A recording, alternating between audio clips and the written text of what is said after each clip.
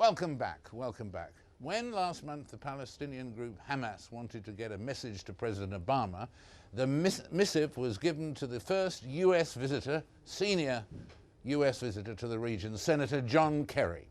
He was an appropriate choice. From visiting Daniel Ortega in Managua in the 1980s to his calls this week for the USA to loosen its sanctions on Syria, Senator Kerry has long been an advocate of dialogue rather than confrontation. Now chairman of the Senate Foreign Relations Committee, one of the key influential and thoughtful voices in American foreign policy. John, welcome.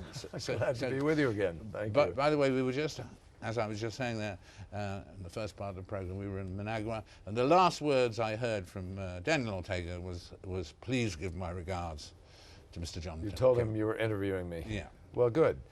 I wish he was doing a little more right now to be constructive with respect to the relationship in the region. But we need to pay more attention as a country to Latin America as a whole, and I hope the Obama administration is going to do that. Yeah, absolutely. And you're just back from your trip to Gaza, which we mentioned there, and so on, and the little scene there with the letter. It ended up where? The letter was appropriately delivered to the Consul General, and through the Consul General to the President of the United States. I think that's appropriate. Barack Obama, I know, and he's already begun to reach out to Syria, wants a different relationship in the region. All of us understand that the rush to confrontation of the Bush administration really turned the Middle East topsy-turvy. And we lost opportunity after opportunity to be able to listen to legitimate efforts to try to move towards peace. An example of that, in 2002, King Abdullah of Saudi Arabia made a very bold initiative, the Arab Peace Initiative, which never got the focus and attention that it should have. I believe the Arab Peace Initiative can be the foundation of building a renewed effort to find peace between the Palestinians and Israel, and indeed, for us to begin to move with Syria, reach out to Iran, and change the dynamics of a region that for too long has been waiting for a peaceful resolution. And in terms of Gaza, in terms of that resolution, you mentioned the Palestinians and Israel.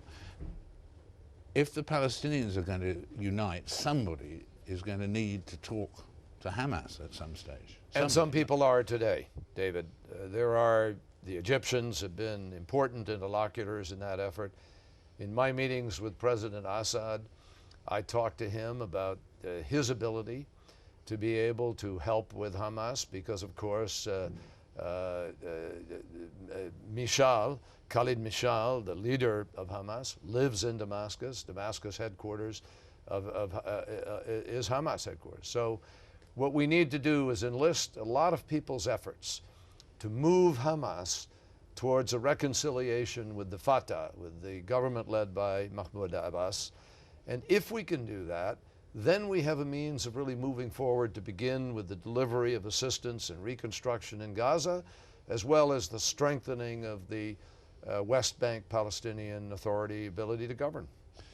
Because as it stands at the moment, Hamas are positioned in such a way as to have a veto on progress, really. Correct. Well, not entirely. We're making progress in the West Bank right now through the efforts of General Dayton and the Jordanians and others. There's a training program that's been going on with the Palestinian Defense Forces. It actually has been enormously effective. And in fact, when Gaza exploded, it is very interesting to note that in the West Bank, it did not explode. And that is, to a large measure, acknowledged by the Israelis, incidentally, due to the capacity of the defense forces who are growing. So, you know, I was in Ramallah in 2005, the day that President Abbas was elected, and I'll never forget his lamenting to me how few resources he had to be able to deliver governance to his citizens. Hamas, on the other hand, was rolling in money and had the ability to do simple politics, deliver services. So we missed an opportunity, we the West, and we all missed it. The Arab community missed it. We now have to improve the lives of Palestinians. We have to prove that we're going to move forward as a creative, fair agent towards a peace process. And if the United States re-earns its bona fides in the region, I think we can be an effective force towards peace. And fairness is a key word there, the word you used there, because obviously, presumably, looking back at what happened in Gaza and so on, we weren't probably fair to the Palestinians or to Gaza compared with Israel. I mean, we need to be more even-handed, don't we? Well, what we need to be, David, is, I mean, we need to be smart, and we need to be fair in the judgments that we make about how you move the process forward. As I've said publicly, as a politician in Boston, Massachusetts, if terrorists in Quincy, Mass., which is about the equivalent of Gaza to Sderot, were sending rockets in, my citizens would expect me to respond and do something. Israel waited for 8,000, 10,000 rockets before they responded. Now, I know on the other side, they're angry because they don't see progress, they don't see goods coming in. I mean, this is always the heart of a conflict. But our job. But Israel's action in Gaza was disproportionate, wasn't it? No, I can't make that judgment. I certainly can't make it on the basis of an afternoon visit. I saw a lot of destruction, but war, I know firsthand. You know, it's hard to make judgments about war after the fact and about who's shooting at whom and how and why, and I'm not going to go there. Don't go backwards. That's what everybody has to stop doing in the Middle East. What we need to do is say, here's where we are. We know what the parameters of a final status settlement look like. We really do. We've been close to it with President Clinton. We were close to it at Taba. We've been close to it in Annapolis. We understand, and progress has been made about what the settlement with Jerusalem might be. We know what the settlement with respect to the borders could be. Prime Minister Olmert was in discussions until recently with President Abbas about this. Progress has been made. So the real issue here is not what does a final settlement look like. The real issue is, can we be smart enough to seize the moment and do the things we need to do to get to those final settlement issues before they become impossible? And they become impossible if rockets continue to be fired by Hamas, if the settlements continue to be built, if the plight of the Palestinians continues to get worse. So those are the things we need to work on immediately. And Senator George Mitchell, on the basis of Northern Ireland and knowing him for years and so on, is a pretty good choice. He's a very good choice. George Mitchell is tough, smart, fair, tenacious.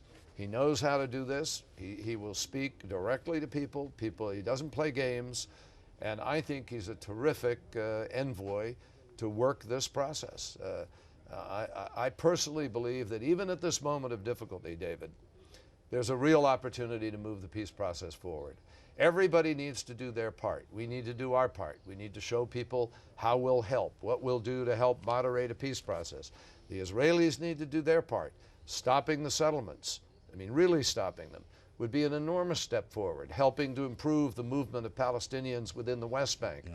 But we also need the Hamas and the Arab community has got to step up and stop a duplicitous game. Thank you very much indeed, Thank John, you. for being with us. And good to be with you. John Kerry, ladies and gentlemen, double Oscar-winning Robert De Niro. He's next. 2 Oscar nominees in a row, after the news headlines.